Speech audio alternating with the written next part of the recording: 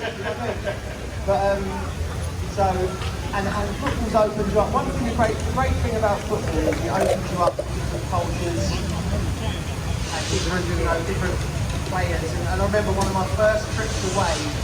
I think the first time I got on a plane, I was about on holiday. I was about 11. And we went to holiday, but we went to Bucharest in West Ham when I was 17. The Eastern Bloc country. And blew you away. I was in places are, I tried to take a little bit of, whenever we played away, we tried to take a little bit, have a little look around, but ultimately we're there to do a job. And it's hotels, on the beach.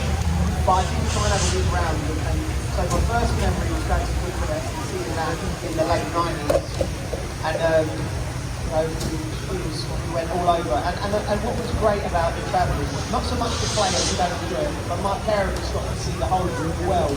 Japan, World Cup, South Africa, all over Europe. And that's a real, they absolutely love that as part of their lives. So that was fantastic. They carry on watching you play in those places and they just go on holiday?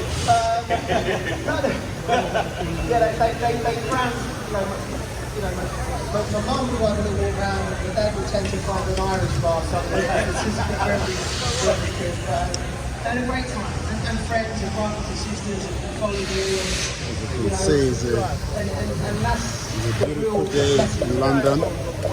This is Koikimedia. Yeah, I got angle. You gotta get all the angles, we're live from the Trafalgar Square.